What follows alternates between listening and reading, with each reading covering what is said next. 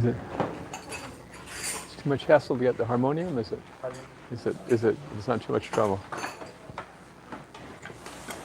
Try the harmonium. We're gonna give it a try. You just sit on the floors. Would you like the harmonium on this? No, just on the floor. I think it'll be fine. No, this is the only one we have.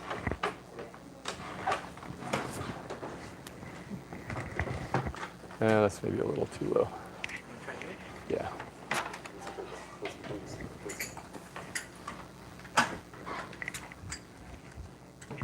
How are you, Prabhu? Thank you. Haribo. That's all right. Thank you.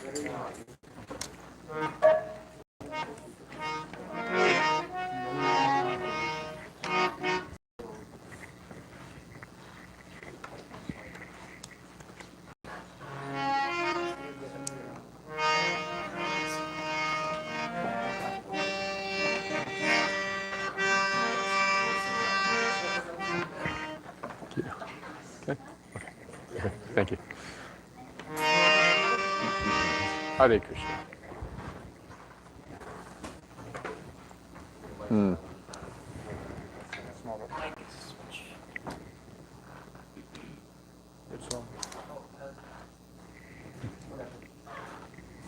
Hare Krishna. Okay. There we go. Oh. Power on. Okay. That's power's on, but this is still not. No. It's not producing. I don't know. It's all right.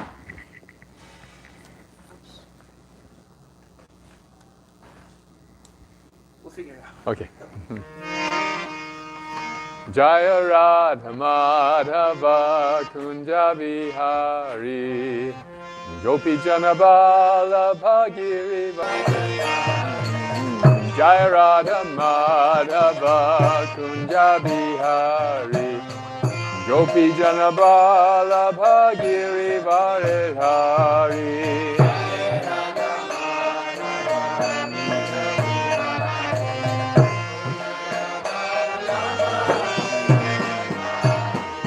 Yashoda Nandana Braja Jana Ranjana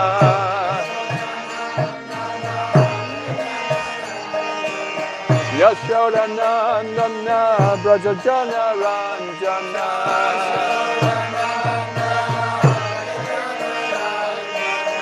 Jamuna Tirambana Chari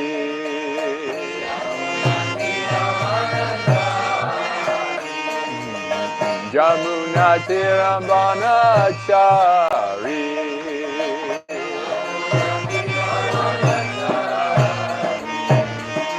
Jaya Radha Madhava Kunja Bihari Gopi Janabala Bhagiriva Hari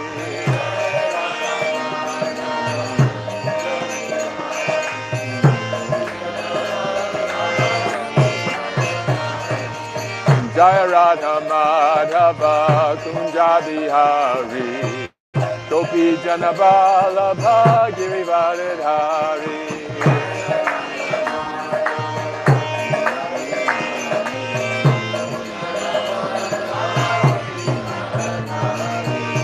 Yashoda Nandana Braja Jana Ranjana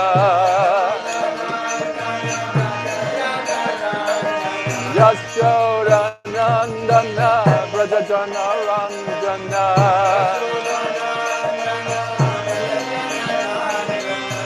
Jamuna Tirambana Chari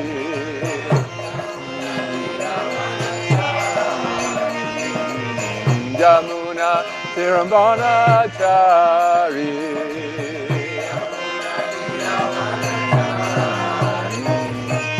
Jaya Radha Madhava Kunja Bihari Gopi Janabala Bhagiriva Hari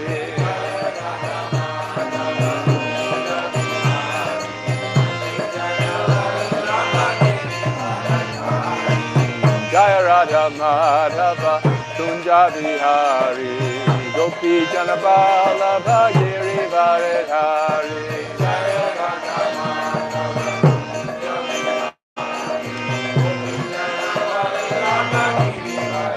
Jaya Nrsimha, Nrsimha, Jaya Nrsimha, Jaya Nrsimha, Jaya.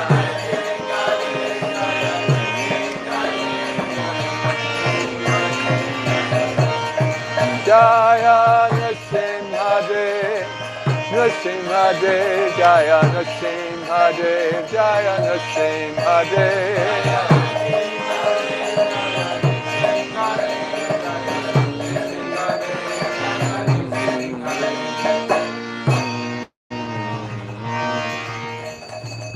Sringa Bhagavan ki, Prahlad Maharaj ki jai.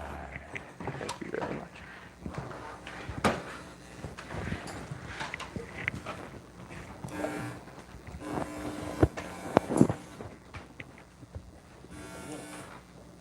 Hey. Thank you. Okay. No worries.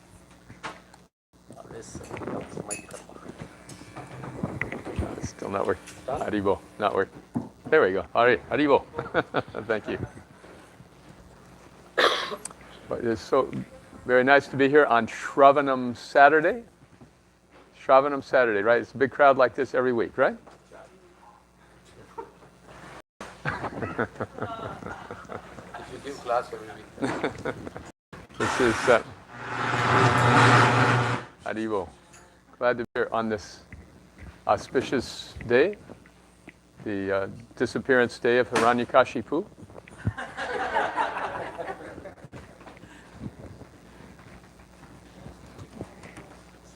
Om Namo Bhagavate Vasudevaya. Om Namo Bhagavate Vasudevaya. Om Namo Bhagavate Vasudevaya. Narayanam Namaskritya. Naram Chaiva Narottamam. Devim Saraswatim Vyasam. Tato Jayam Udirayet. Nasta Prayeshwa Bhadreshu. Nityam Bhagavata Sevaya. Bhagavati Uttama Shloke. Bhaktir Bhavati Naishtaki. We are reading this morning from Srimad Bhagavatam, chapter 8 of the 7th canto, text 17. If you'd like to look that up on your cell phone, that's 7, 8, 17. 7, 8, 17.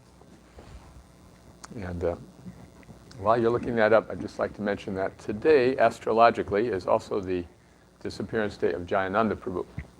It's actually in 1977, when he left this world, it was actually the day before Nrsimha Chaturdasi.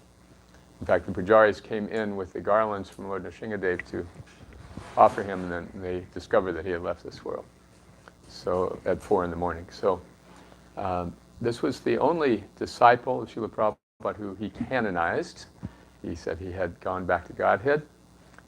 And Jayananda Prabhu was a very simple man who happened to be from Ohio State University, a mechanical engineering graduate from OSU. And when he was driving a taxi in San Francisco, he was so depressed he was about to commit suicide when he got a flyer inviting him to the Swami's lecture. And he said as soon as he saw the picture of Srila Prabhupada, he felt, this is somebody who's not going to cheat me. So he started coming. Sometimes he would be the only person at the morning class. The evening classes would be crowded, but he'd be the only one who'd show up in the morning. And became very attached to Srila Prabhupada, moved into the temple, and for many years supported the temple by driving his taxi cab. So he would chant very, very determinedly, he was known for that, just sitting and rocking back and forth, chanting all 16 rounds, sitting down at one time, because he said he had so much prajalpa from the taxi cab that he just had to push it out of his mind. So he was an elder, probably about 28 or 30, and most of the young devotees were in their earlier 20s. So he was sort of the big brother for everybody.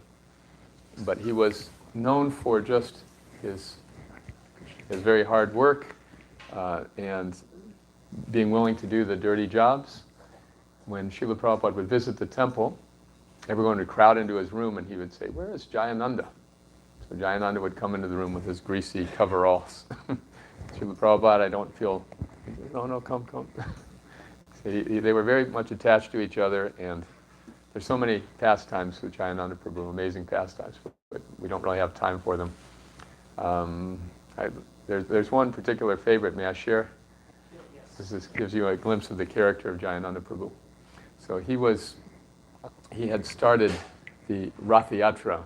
Oh, there's a couple I got to tell. He had started the Rath Yatra festival in San Francisco. Was very enthusiastic about that. Went down to the city hall, got all the permits, he would bring prasadam, and everybody knew him, and they gave him all facilities, and just because of his enthusiasm and his sweetness. In fact, when he left this world, his replacement came down to see the permitting office, and the lady said, "Where's that Johnny Ananda?"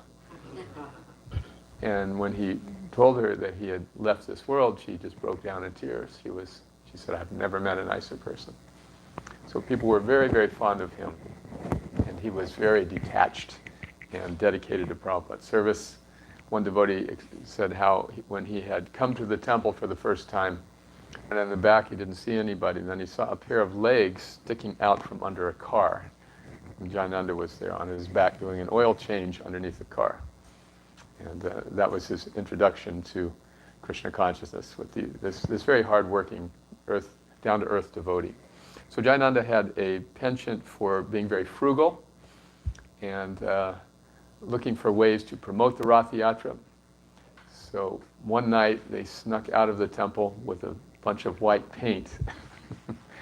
And the next morning on the side of the freeway up one of the San Francisco hills, the rocky hills next to the freeway, there was a big white letters painted on the rocks, Hare Krishna Festival, such and such date. And the police came to the temple. We didn't know we have lots of fans.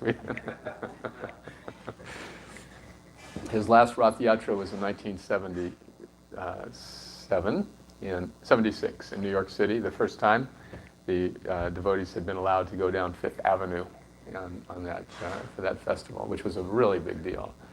So Jayananda worked tirelessly. They had a vacant lot loaned to them by Donald Trump. One pious deed, we'll see. Anyway. That's why we became president. Maybe so. So they were constructing the carts on this lot. Jayananda worked tirelessly. There were many pastimes. One of the carts collapsed just hours before the parade, and they managed to put it back together. So while he was working so hard, Jayananda had a pair of pants that he just wore out until there were holes in the knees. And the temple president said, "Jayananda, this looks so sloppy. Please do something." So next day he came to work. He was wearing he just cut off the jeans, so the holes were gone. And the temple president said, got another devotee to say, "Look, would you please take Jayananda and go get him some new pants?"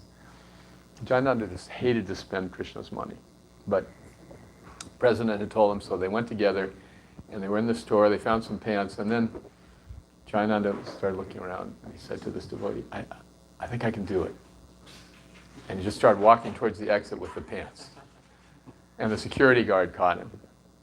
So the police came to the whole scene, and he had to go to court. So at court, the judge said, what do you have to say for yourself? He said, "Your Honor, I'm from the Krishna temple. We work so hard to help people, and I just hate spending the temple's money on myself. I'm sorry." And the security guard was there as a witness. And he started crying. He said, Your Honor, I'll pay for the pants. Case dismissed. So this was Jayananda Prabhu. Many, many wonderful adventures. His samadhi is, there's a samadhi for him located at the Jagannath Mandir in Mayapur. So you've been there? Some of you, yeah. Jayananda Prabhu ki jai. So, okay, text 17. Satyam vidhatum nija britya bhashitam. Satyam vidhatum nija britya bhashitam. Vyaptim cha bhutesh vakileshu chatmana. Vyaptim cha bhutesh vakileshu chatmana. Adrishyatat yad bhuta rupam udvahan. Adrishyatat bhuta rupam udvahan. Stambe sabhayam namrigam namanusam. Stambe sabhayam namrigam namanusam. Satyam vidhatum nija britya bhasitam. Satyam vidhatum nija britya bhashitam. Vyaptim cha bhutesh vakileshu chatmana. Vyaptim cha bhutesh vakileshu chatmana. Adrishyatat yad bhuta rupam udvahan. Adrishyatat yad bhuta rupam udvahan. Stambhe sabhayam namrigam namanusam. Stambe sabhayam namrigam namanusam. Please chant. Satyam vidhatum nija britya bhasitam. Vyaptim jabhuteshu apileshu chatmanam. Adrishyatatya vitarupam. Stambe sabhayam namrigam namanusam. Satyam vidhatum nija britya bhashitam. Satyam vidhatum nija britya bhasitam. Vyaptim cha bhuteshu akileshu chatmanah. Vyaptim cha bhuteshu apileshu chatmanam. Adrishyatat bhutarupam udvahan. Adrishyatatya rupam bhasitam. Stambe sabhayam namrigam namanusam. Stambe sabhayam. Satyam vidhatum nija britya bhashitam. Satyam vidhatum nija britya bhasitam. Vyaptim cha bhutesh vakileshu chatmana. Vyaptim cha bhutesh vakileshu chatmana. Adrishyatatya bhutarupam udvahan. Adrishyatatya bhutarupam. Stambe sabhayam namrugam namanusam. Stambe sabhayam namrigam namanusam. Vaishnavis, please.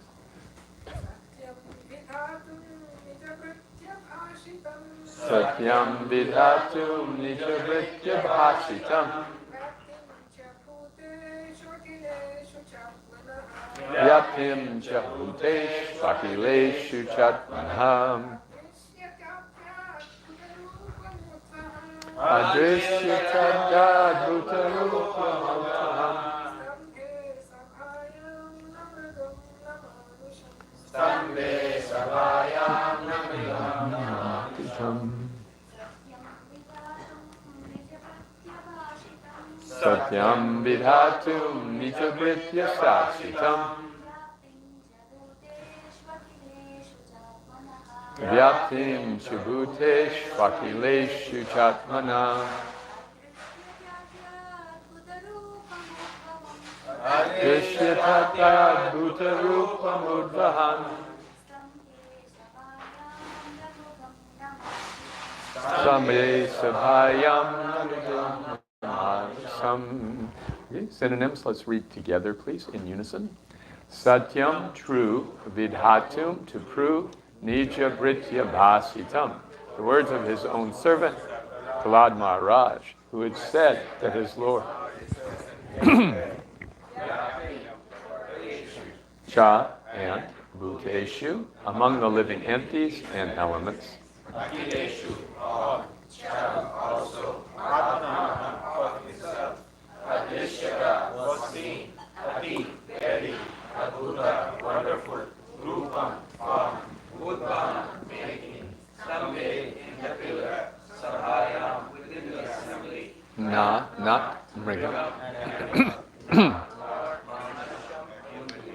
In translation together, please.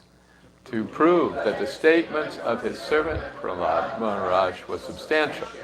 In other words, to prove that the Supreme Lord is present everywhere, even within the pillar of an assembly hall. The Supreme Personality of Godhead, Hari, exhibited a wonderful form never before seen. That form was neither that of a man nor that of a lion. Thus the Lord appeared in his wonderful form in the assembly hall. Purport by Srila Prabhupada.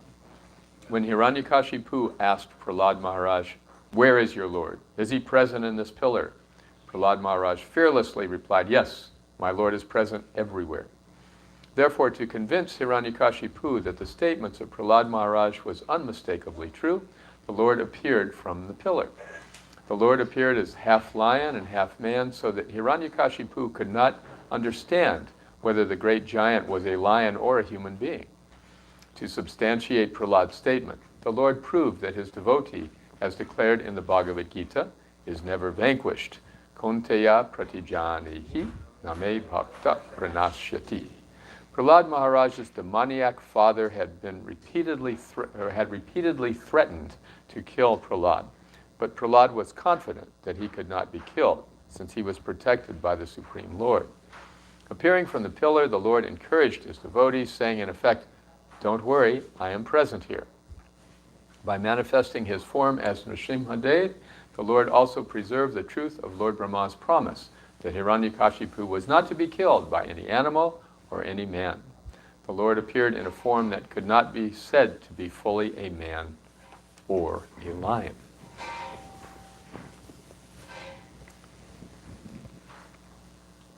To prove that the statement of his servant Prahlad Maharaj was substantial, in other words, to prove that the Supreme Lord is present everywhere, even within the pillar of an assembly hall, the Supreme Personality of Godhead, Hari, exhibited a wonderful form never before seen. The form was neither that of a man nor that of a lion. Thus the Lord appeared in his wonderful form in the assembly hall. Here we see Krishna reciprocating differently with his different devotees.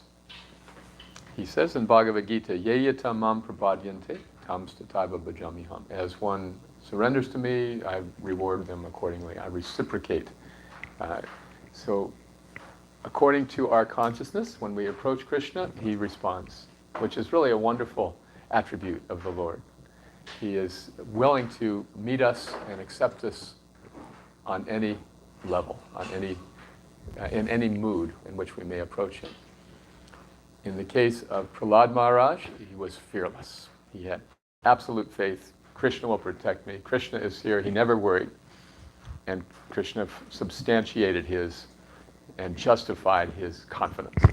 In the case of Hiranyakashipu, of course we know the backstory. Hiranyakashipu had been Jai or Vijay in the spiritual world, had made an offense to the Lord's devotees, the Kumaras, and so they had the option of taking 3 births as demons, or was it 7 births as devotees, something?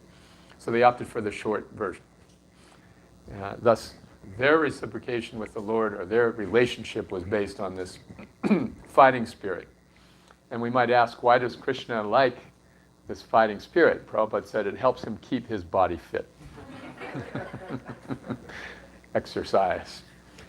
As Krishna is so complete, he can reciprocate with Hiranyakashipu or Prahlad, or anywhere in between, and perfectly accommodate the individual devotee's relationship.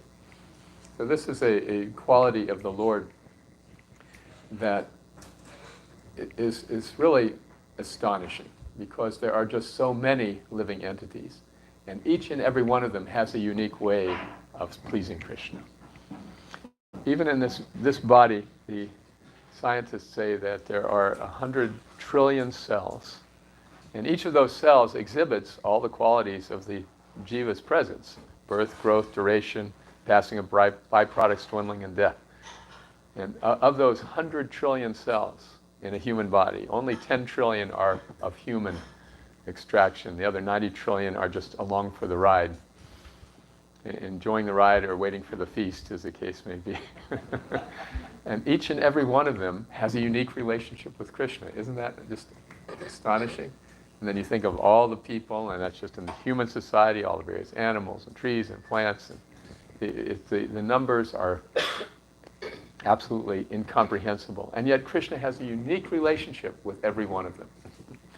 They're all different, just like snowflakes or fingerprints. Each and every one is unique. Unique is a word that has no modifier. You can't say something is pretty unique. It's either unique or it's not. You can't say it's very unique. No, it's either unique or it's not. So there's no word can qualify that adjective, unique. So each soul is unique. Therefore, each one of us is unique, and each one of us has a unique relationship with Krishna. Self-realization means finding out what is that unique relationship.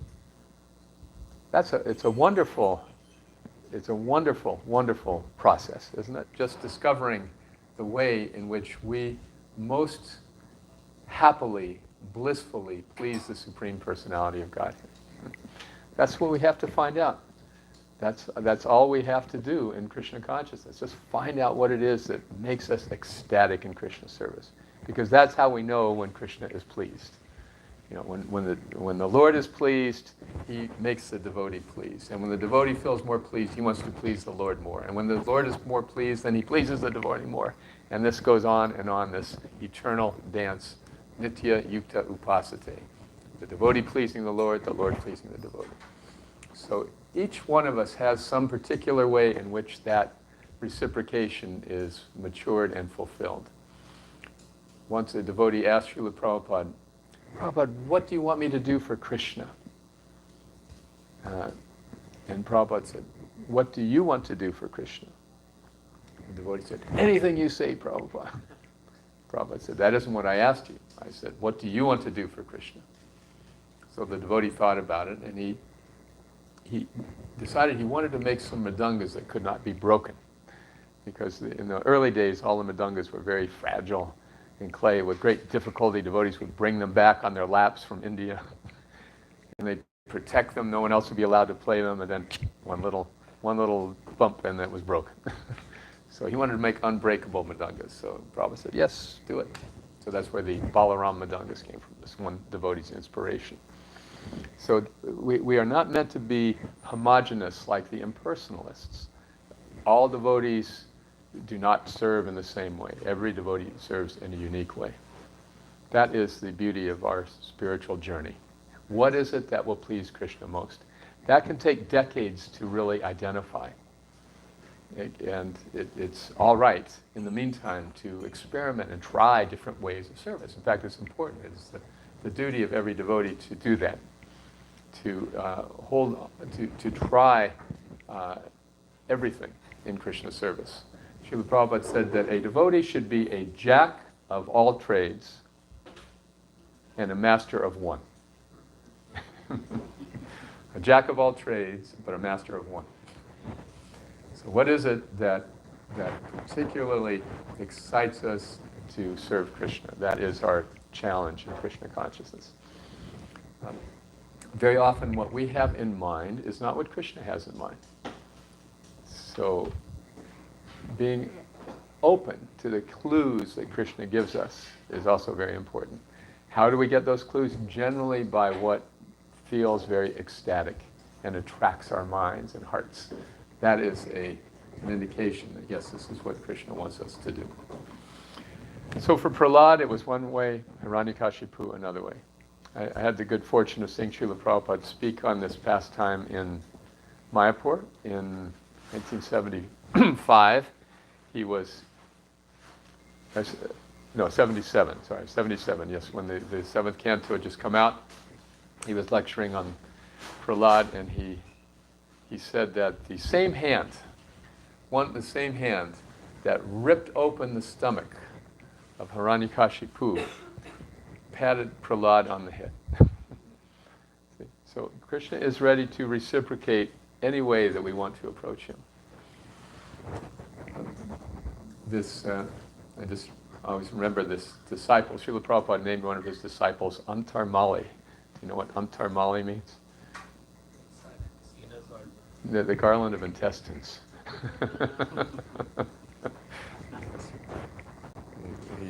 he was garlanded with Hiranyakashipu's intestines after bifurcating him.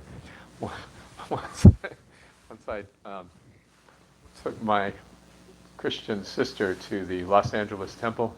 She came to visit me there. And we were looking around at the deities. Oh, that's pretty, that's nice. And then we got to the big picture of Antarmali on the side of the wall in the Los Angeles temple. And she took her husband, she and her husband were grasping hands.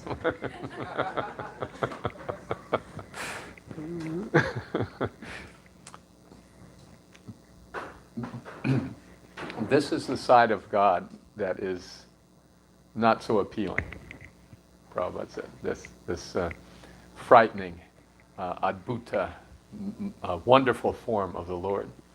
There is another example of this found in chapter 11 in the Gita, when Arjuna goes through many emotions through the Gita. At first he's very confident, and he drive my chariot between the armies, and then he becomes depressed, and then he becomes skeptical, like when Krishna says, I taught this to the sun god Vivaswan. Well, wait a minute, he's older than you.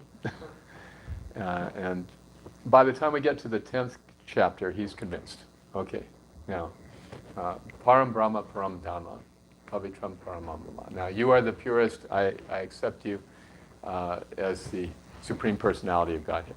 Then, being a little maybe over-familiar or overconfident, in the beginning of the next chapter, he says, now, I'd really like to see this divine form of yours that fills the universe.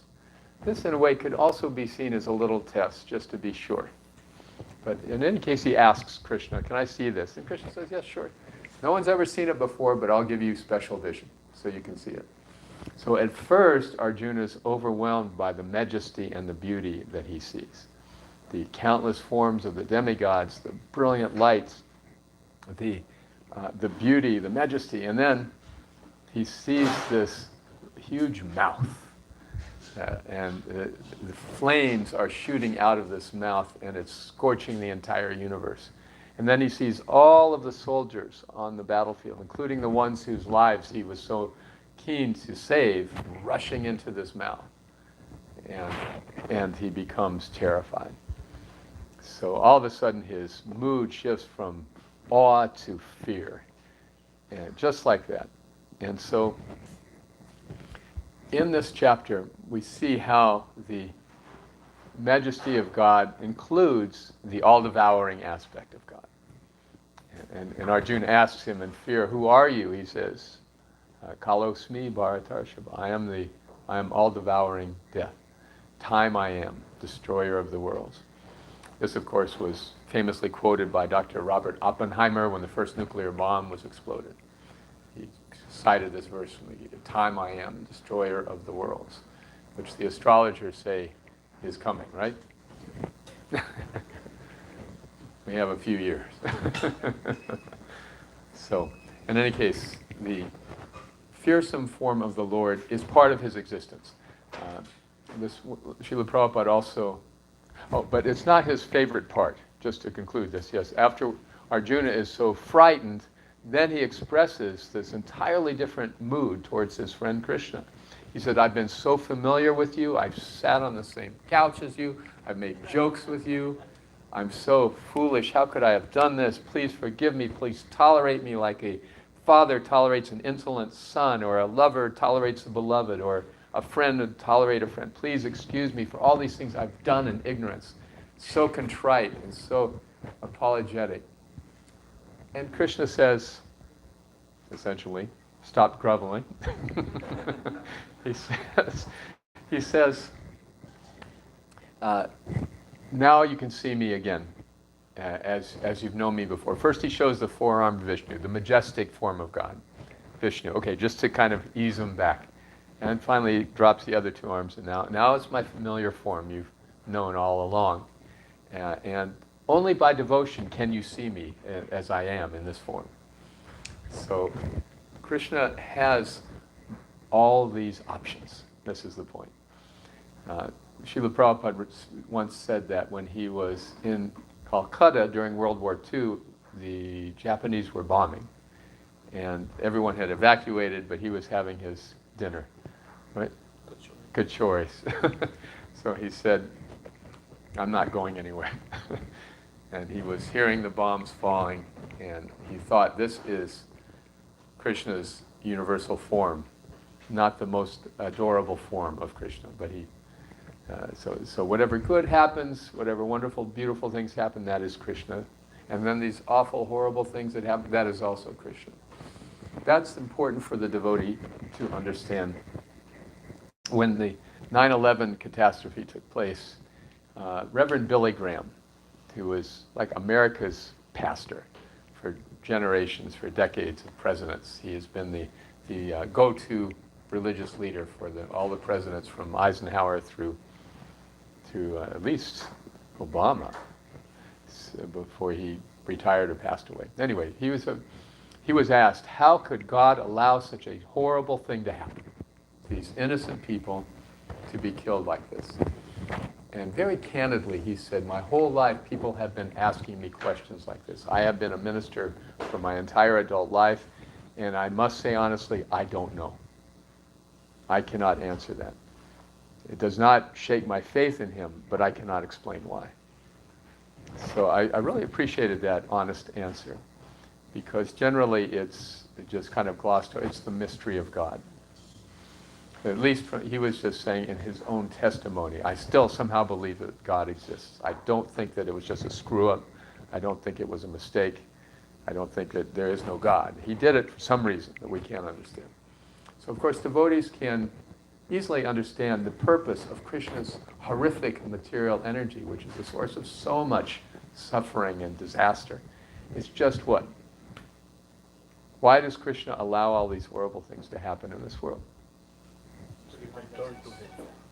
To remind us, yes, to return to him. It's just not our home.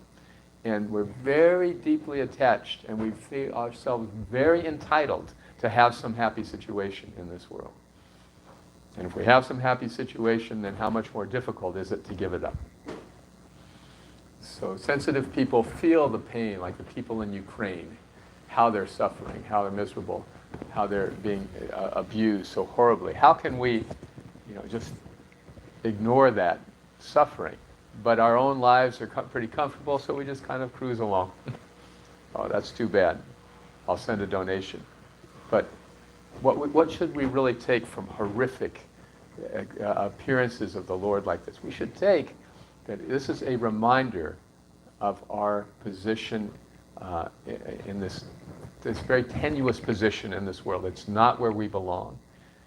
To become convinced of that on a very deep level is liberating. That is one of the beauties of growing old in Krishna consciousness, is that realization sinks in with every new ache and pain. It is a new revelation. It's a new reminder. Even when Jayananda Prabhu was diagnosed with leukemia in an advanced stage, he wrote to his friend, I need these potent reminders from Krishna not to enjoy this material world.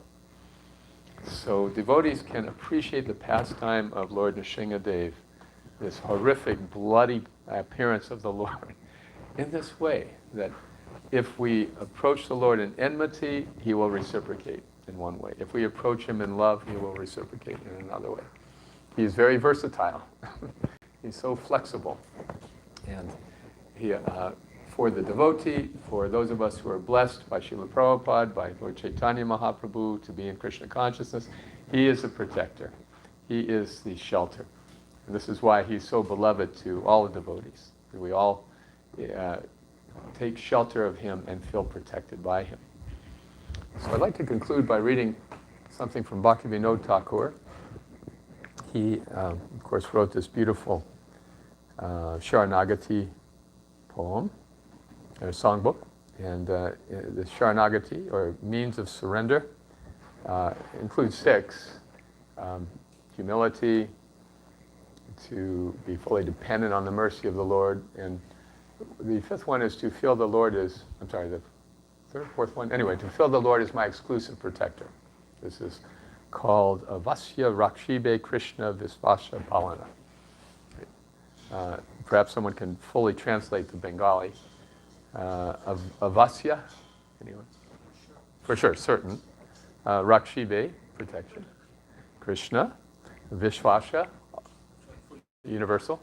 And Palana, removes or protect. Or Palana means? Vishwaspalana means maintaining the faith or having that faith. Vishvashpalan, thank you.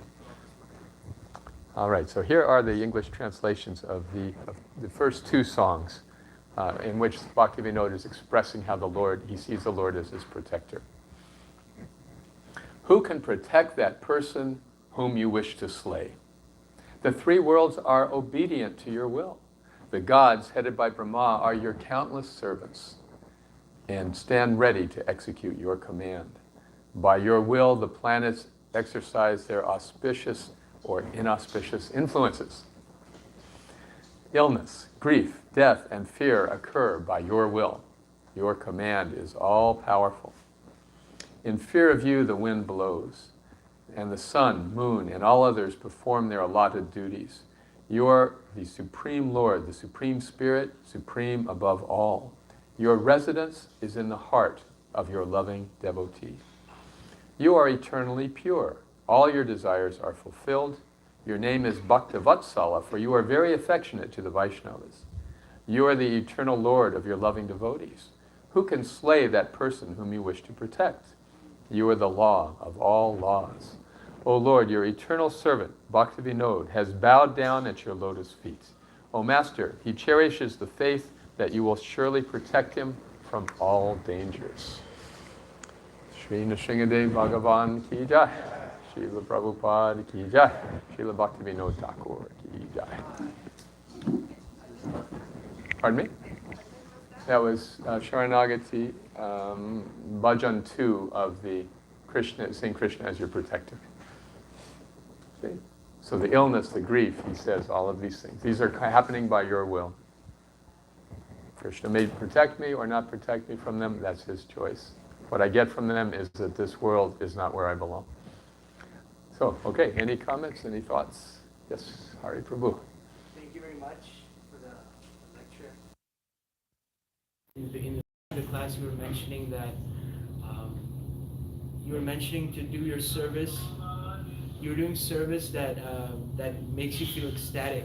How do we bifurcate between or a difference between, like, sometimes we want to do a service, but actually, like, I was hearing a lecture where the speaker was talking about when we're practicing bhakti for some years, and some devotees have difficulties.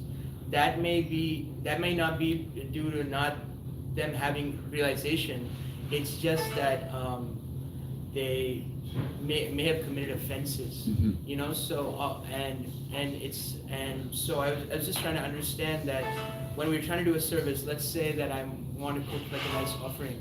How do I make sure that it doesn't? It's not like for puffing up my ego, rather than serving Krishna, you know, because I feel like a lot of the services that we do in the temple are very externally motivated, like, okay, you distribute this many books, you cook this many offerings, you chanted this many rounds, you read this many pages, and then so how do we not make sure we're not puffing ourselves up and actually doing the service that Krishna wants? Yes. How do we make sure that we're not doing service just for self-aggrandizement and recognition? Yes, these are the subtle forms of conjugal desire. Dhan, pratisht, and what's the other? I forget. Anyway, puja, yes. Adoration, money, and recognition. And certainly we use a lot of recognition to motivate devotees. Oh, how many books you have distributed. Yes. When we genuinely want to please Krishna, then we will want to do that service whether we are recognized or not. That's how we can tell. And if we can serve wholeheartedly without anybody recognizing it, that's how we can tell. And people may know or not know that I have done this service. There's a biblical verse that one should pray in private. Sometimes people quote that to the Harinam party.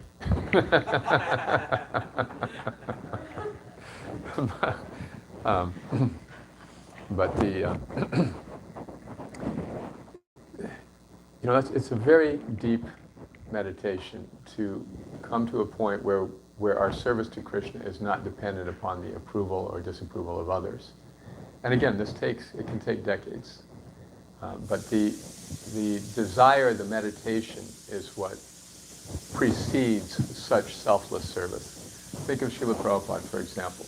For so many years, he was pursuing this dream of spreading Krishna consciousness in the West, the order of his guru, he envisioned it, he meditated on it, and he had no recognition whatsoever. Nobody took him seriously.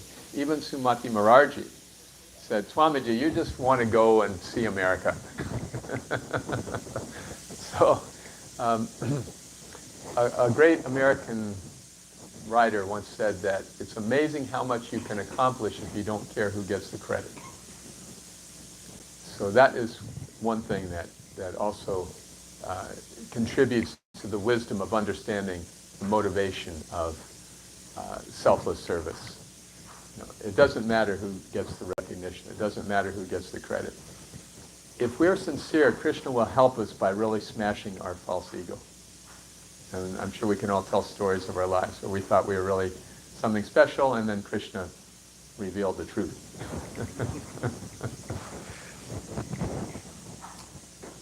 So those are some thoughts. It's a very good question. Any other comments on that? I just had on this a follow-up question that suppose we're riding the wave of devotees kind of patting us on the back. How do we make that switch into sincere service? Because sometimes if devotees aren't saying, you're doing a good job, or, Hari Bols after the Sunday feast, and then, so how do we make that switch then, it doesn't matter if anybody says anything, that we're just going to keep doing our service in a constant way? Yeah, Krishna will make that arrangement. Sometimes we'll be encouraged and sometimes not. Then that's how we can measure, or we can test ourselves to see are we proceeding with our service regardless. Sometimes in the effort to achieve this stage artificially, devotees cite themselves as the lowest of the low. I'm not just the worm in stool, I'm the stool of the worm in stool. I'm the worm in that stool. Sometimes I find amusing these Vyas Puja offerings. Have you ever seen these? Dear Srila Prabhupada, I'm the most rotten devotee. No disciple is more fallen than me, etc., etc. The whole thing is about himself. And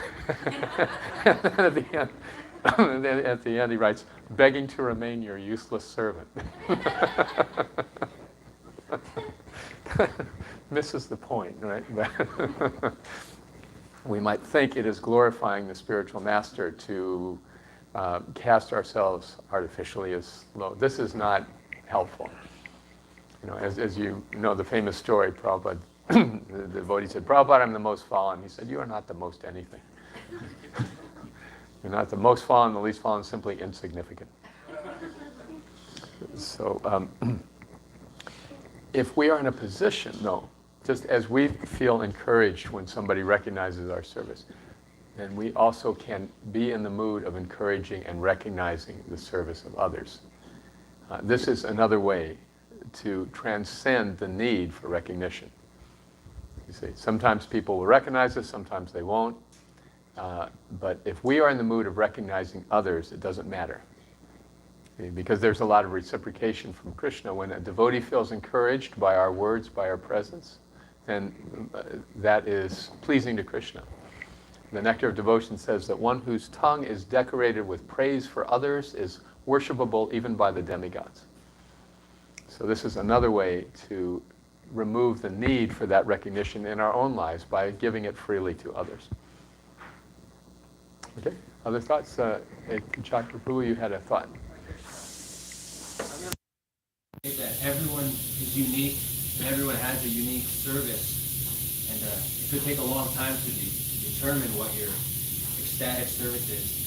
I was wondering if you could tell us from your own life what you've determined is your unique service, what makes you most ecstatic, because this example could help us kind of understand a little better. Yes, I was remembering about this point, by the way, that this uniqueness. It's like Homer says to Bart, "You're unique, son, just like everybody else." But yes, it's counterintuitive, but we're all unique. So in this 1978, I had the wonderful opportunity, just after Prabhupada's departure, to run the Bhakti program in Los Angeles under the direction of Dhanavir Das Brahmachari, Maharaj. And we worked together, and lots of people were coming to Krishna consciousness, and I lived in the ashram with them and trained them. It was the most wonderful, wonderful experience. A few years later, I was grihasta, and I was running temples, and I was saying, it would be so nice to recreate that ashram experience that we had in Los Angeles in those days. And I tried and could never get it going. So I and many of my godbrothers were just in this mood. Yeah, that was sure fun, those years in the ashram. It's like, ancient history now. It's done. It's just a part of our past. And then 15 years ago, I had the opportunity to serve in Gainesville, and long story short, through influence from Jayananda Maharaj and other Prabhu Prabhu and other wonderful devotees, we started a little ashram, and people started joining. And applying some of the things I learned in Los Angeles, and subsequently we just tried to adapt it so that our whole mission was to help the people who came in to have the best possible experience. And in that service mood, amazing, we made rooms and Krishna filled them, and we made more rooms and Krishna filled them. And it was just, when my wife and I moved there in 2006, the two of us started coming to the morning program, we immediately doubled the daily participation. It was only two others, in other words, and we were all in our 40s and 50s, and there were 50,000 young people 3 blocks away, and I was thinking, my God, how are people going to relate to this? We're dancing around the Tulsi plant, these old middle-aged people at 5 in the morning. What is this disconnect? How is this gulf ever going to be? I thought maybe we could just tell them we're so green that we worship plants. It's like, but somehow when we made the facility and were prepared to care for them, Krishna started sending them. So that has become the mission of my life now. And I can't tell you what a thrill it has been for me to see young people coming to Krishna consciousness again. And they just keep coming and coming and coming, like the Ganga. They just keep coming and coming. And like the Ganga, we can't grab them and hold on to them. It's that sacred water, we can just watch it flow along. So that, experiencing that now, I've retired in Gainesville and trying to share that elsewhere. That gives me the greatest joy in my life. Someday, I hope, right here, when Radha, Natabara move to their new temple, then the temple council has indicated they'd like this to become an ashram, Krishna House ashram, so we shall see. Okay, thank you for asking that. Yes, Mataji. You were talking about the Jayananda Prabhu. Yeah. So I was thinking, how do I develop that deep attachment to my spiritual master? How do we develop a deep attachment to our spiritual master that Jayananda Prabhu had? Jayananda Prabhu's relationship with Prabhupada was all based on service. That was his special quality. Once the devotee asked him, Prabhu, how do we make spiritual advancement? He said, I don't know, I'm too busy to think about it.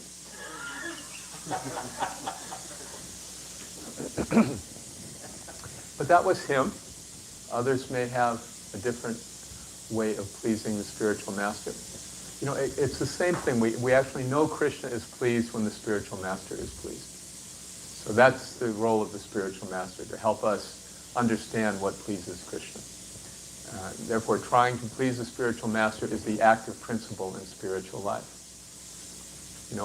What some devotees will please the spiritual master by distributing books. We certainly know that was one of Prabhupada's great desires. But he also wanted devotees to write. He wanted devotees to do deity worship. He wanted devotees to manage temples nicely. He wanted devotees to do Harinam. He wanted devotees to teach in colleges. So many things, you see. So what is right for one devotee is not necessarily right for every devotee. Okay, so finding out how to please your guru will increase the attachment more and more. Prabhupada once said, don't be a Dandavat devotee. Devotee, this one devotee, one of my godbrothers, was particularly known for very enthusiastic, I'm not going to name names, very enthusiastically glorifying Prabhupada, throwing himself on the ground before Prabhupada. So Prabhupada once just said to him, do something practical. So our concept of what pleases the guru may not necessarily be his. But it is, as Prabhupada said to the Madanga maker, you figure out what you want to do for Krishna. That was his assignment. In contemporary terms, you say, be a meaningful specific and not a wandering generality.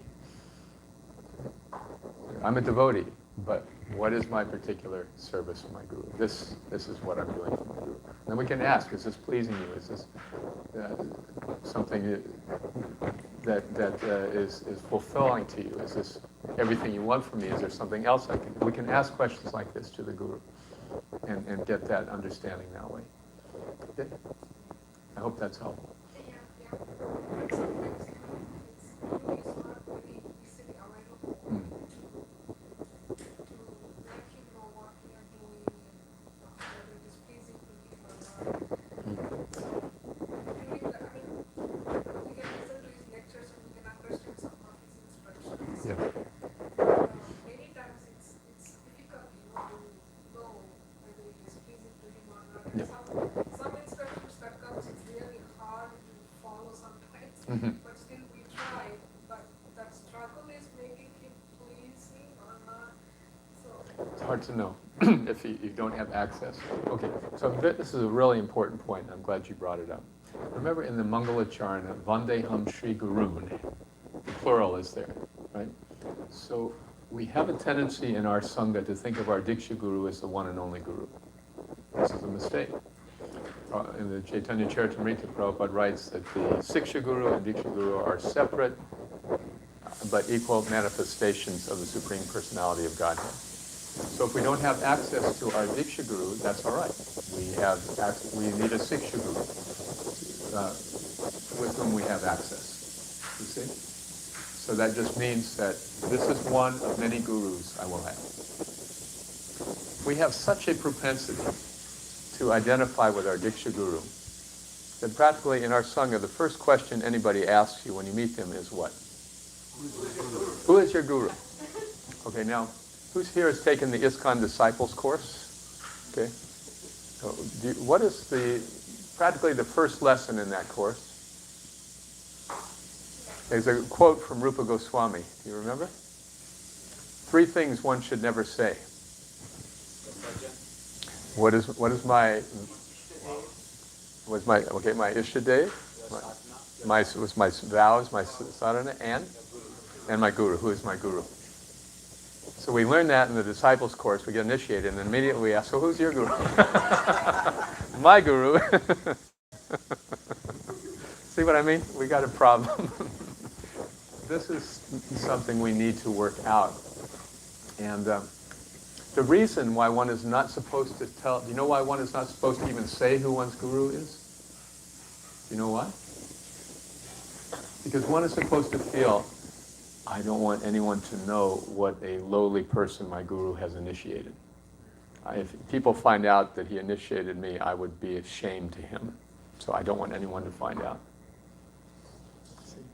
So there's a Hindi mantra, I wish I knew it by heart. Anyway, it goes, previously, the name of the guru was secret. Now it is published in the newspaper. So the answer to your question is that if we cannot access our Diksha Guru, that's okay. We should access a Siksha Guru. We need a Siksha Guru. We need somebody with whom we can have these conversations. You see? And again, they're separate, but identical manifestations of the Supreme Personality of Godhead. In ISKCON, Diksha is there, and Siksha is there. Everybody will be Siksha, but nobody will be Diksha. Very few. So that's got to be equalized. Prabhupada says if we cannot do that, we cannot spread Krishna consciousness all over the world. So Lord Chaitanya said, everyone be a guru. And we say, okay, I'll be a Siksha guru, but nobody wants to be a Diksha guru. And that's just an unfortunate history of ISKCON that we need to correct. So if you can't find your Diksha guru, then you need a Siksha guru with whom we can have these conversations. Is that all right? Okay. Other reflections? Yes. Gadadhar Pandit. The way you're pleasing your spiritual master at different stages and ages of your life can change. So maybe like when you're younger, you're doing book distribution. As you're getting older, you're getting married. You're like, okay, now it's to take care of your family. As you're getting retired, maybe now you're guiding a little bit more. Yes. So as you get older, so it's not like once you were doing this service, now if I don't do this, I'm displeasing my group. I think like as you get older and your moods change, your emotions change, your personality changes, your service changes as well, right? Yes, your capacity changes. You learn things. Yes. Once Satsarup Maharaj was traveling, he was establishing the Bhagavatam classes in temples. That was his service. And then he saw Vishnu Jan Swami was going out and doing college programs, and so he asked Srila Prabhupada, I'm doing this one thing in the temples, but should I be going out and doing colleges also? And Srila Prabhupada said, why is it one or the other? He said, Krishna's front side is important, Krishna's back side is important. So our moods will change and our abilities will also grow. And we should take services that challenge and bring out our abilities. Ultimately, Krishna makes these arrangements, He makes the arrangements for us to have opportunities to expand our service.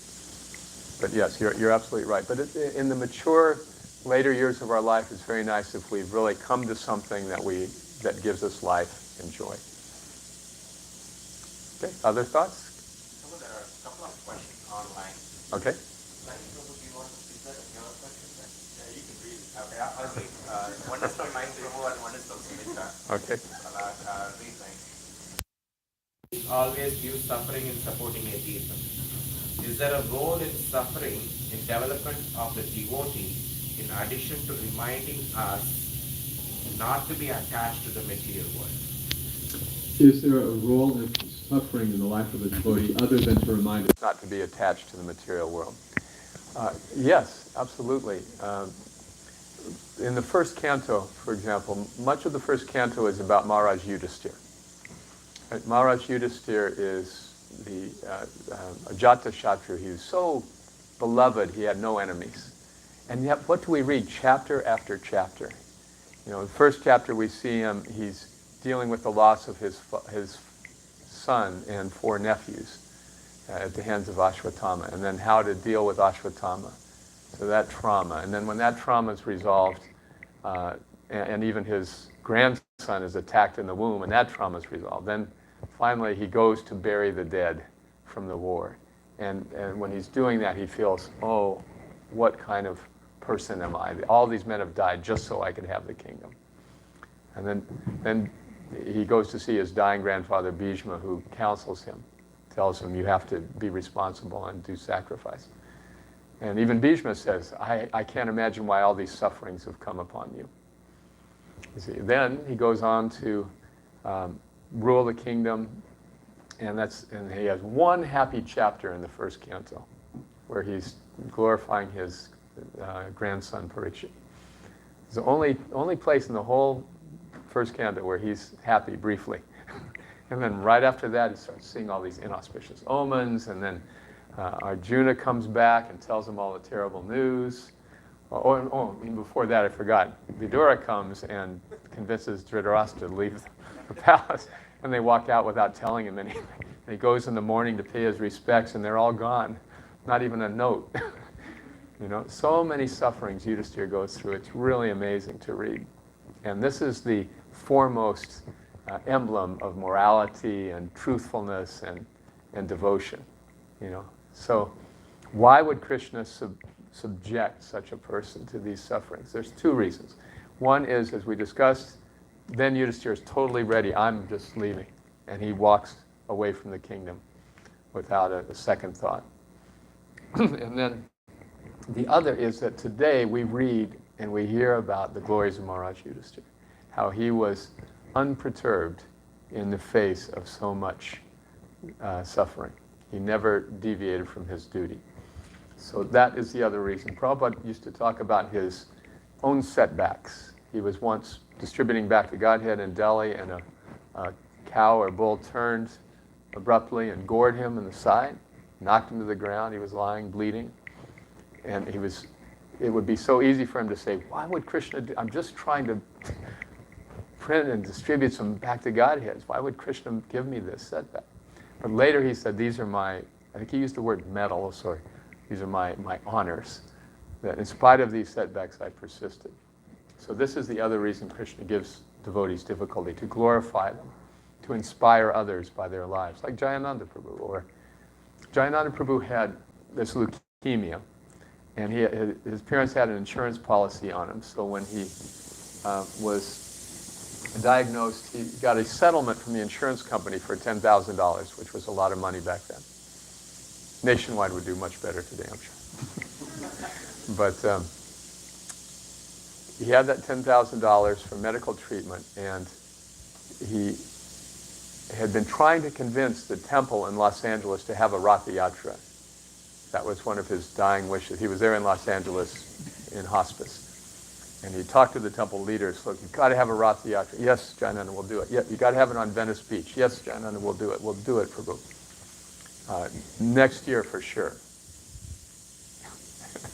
So one morning, around this time of year, everybody in the temple woke up, and there was a massive pile of lumber in the temple parking lot. Jayananda had taken his settlement money and ordered the lumber for the Rath Yatra cart so they would build it this year or not have their parking lot. And that's exactly what happened. They somehow or other had that Rath Yatra in 1977. So these setbacks turn into glorification for the devotees. This is why Krishna puts his devotees through difficulties.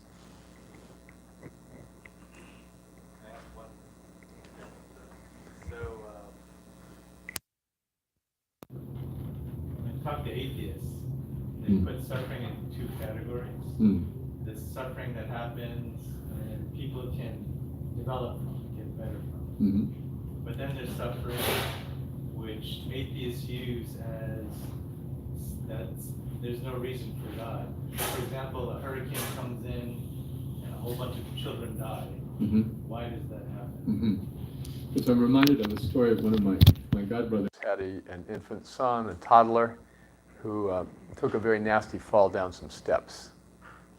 And they took him to the emergency room, and the doctor was treating him, and he said, oh, this poor kid, what has he ever done to anyone to deserve this?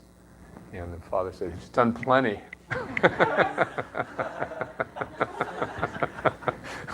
The doctor was shocked. Yes, the atheists use this argument. Why would an innocent child suffer? And that's because they're very convinced about the unilateral view of one life for a human being. And they fail to see the succession of previous lives and future lives. See, and without that understanding, there's absolutely no rhyme or reason to the suffering of this world.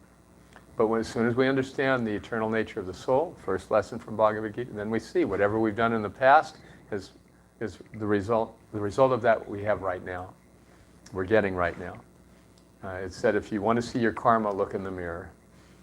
Yeah. And then whatever we're doing now will create our future life. That is extremely important, isn't it, for a responsible person to understand.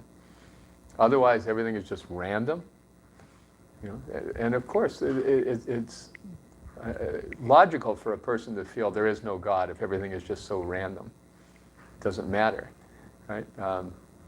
In Gainesville, we will sometimes invite religious leaders from other faiths to come and address our students. And it's a very faith-building experience for the students to hear from these other religious leaders, because the philosophy of Krishna consciousness is so deep and they can see it. So this reminded me of a very wonderful gentleman who's a Mormon leader there at the University of Florida. And he was addressing our kids one morning and said, and so one of the students asked him a question like this: why do terrible things happen to apparently innocent people? What is your faith's perspective on this? And he said, we see that God maybe new at the job. I kid you not, this is what he said. And so, cut a break, I mean, to err is divine, to forgive is human. Or humane. They have a philosophy that, is kind of like a demigod worship, where if you're pious, you become Jesus, and if you're pious, a good Jesus, then you become like God of your own universe. So you have the idea of many universes, but in our particular universe, our God may be new at the job. That was his answer. So obviously, we understand there is a supreme controller, and he is controlling everything for his own inscrutable purposes, as we can easily understand. So those two things taken together: devotees are glorified, and this world is not our home. Those are the reasons why suffering exists. And there's not two reasons, there's three reasons for suffering, right?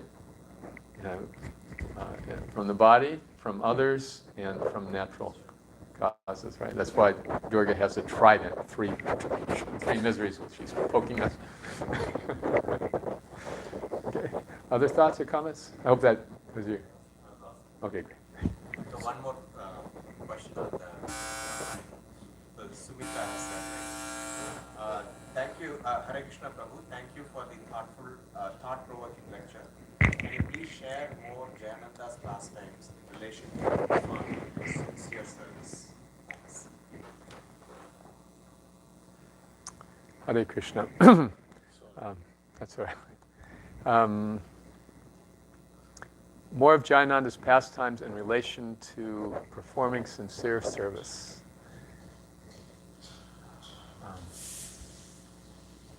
I know there's so many. I wrote a collection of memoirs about Jayananda Prabhu just after he disappeared, so I'll have to dredge my memory. I just remember him loving to distribute prasadam. He would like to go in the ashram and wake up a brahmachari and put some peanut butter halava in his mouth. Say, Prabhu, you got to try this, Prabhu. Another devotee, Karandar, who told about going out with Jayananda. They were out all day and night getting materials for the Rath Yatra. And they came back, and everyone was asleep. And Karandar was so tired that he just couldn't wait to get in bed. But then he saw Jayananda went in a closet and just sat there because he had to finish his rounds. So I know there's numerous anecdotes. Jayananda he had some sort of inheritance from his family when he got married, but he didn't really want to get married. He was happy being a brahmachari. But the temple president knew about this inheritance. So he said, Jayananda, you should get married, and then you should just donate the money to the temple. So he did that. But he wasn't a very good husband. It just pretty much went on as usual. That's the problem with husbands. If you come from brahmachari ashrams, my wife says never marry a husband from a brahmachari ashram. They get married and then they just go on like they're a brahmachari. So this young lady was not happy, not satisfied with his attention to the marriage. And so she ended up leaving the marriage. And so Jayananda Prabhu said, I guess Krishna just saw I was too attached. This was sort of his mood. And yet when he was offered sannyas, he said, no, I don't want to. He just wanted to be a servant in the background. Let's put it that way, like we were talking about, right? How much you can do if you don't care who gets credit. When some devotees were praising Jayananda for being such a senior and advanced devotee, he said, he turned to another devotee who was there and said, you know, if you just stay in this movement for a while, people offer you respect. That was his mood about his position. And that's true. That's true. If you just stay. You know, it's like Prabhupada was once asked about his mother. If your mother could see you today, what would she say? He said, she would just be glad to see that I am still alive. So I think about that. If Prabhupada could see us today, his disciples, he would just be glad to see that we're still alive in Krishna consciousness. So anyway, those are some thoughts. I hope that's all right. All right? Any other thoughts, reflections? Yes, Prabhuji. When sufferings come to us, we become serious at that point. We realize that this place is not for us, and we become serious immediately. Yes. But as the situation gets better in our life, then the seriousness also goes down. Yes. How to always keep that mood that this is the not right place for us? Right. Does anyone know Kendra Prabhu? Right. The wonderful musician. Remember the song he wrote about this point? No, it's before that. He wrote a song called "And When It Lets Up a Little, I Think I Like It Here." He has a long list of all the miseries. But when it lets up a little, I think I like it here. Yeah, that is our natural tendency. So one way to obviate that is called paradukkha dukkhi. Even if the sufferings in our life have somewhat declined, we can be aware of the sufferings of others. And that way, as Prabhupada said, be a philosopher, keep death in your face. You know, people are constantly, who can quote the verse from Mahabharata? When Yudhisthira Maharaj was asked, what's the most amazing thing? Ahani Bhutani. Everybody is dying, but I'm thinking I'm not going to die. So that, to see the miseries of others is the way to always keep in that mood of detachment and to avoid letting up a little. I mean, when it happens to our near ones or loved ones, it is easy. Even if it is not happening to me, but it is happening to near ones, we can relate to that and then immediately become serious. Yes. But if it is not in our circle, Yes. then again it becomes difficult to be completely become oblivious to what is happening around the world. Right, right. So preaching is the solution to that. You know, paradukkha dukkhi means to preach, means to share Krishna consciousness. Because when you share Krishna consciousness, you're trying to help a person who's in a lot of misery become happy. Right? You see? So how do we understand? How do we help that person? We have to understand their suffering. And we have to understand how excuse me, they are suffering in the material world, and then try to relate to them, to show how Krishna consciousness can help their particular kind of suffering. The novelist Tolstoy began his novel Anna Karenina, is that it? With this sentence, famous sentence: every happy family is happy in the same way, but every unhappy family is unhappy in their own unique way. So finding out the unique unhappiness of the person we're trying to help will remind us and refresh us about the nature of this world. Okay. So we'll stop there. Is that all right? All glories to Srila Prabhupada. All glories to Lord Nrsimha Dev. All glories to Jayananda Prabhu. Hari Bol.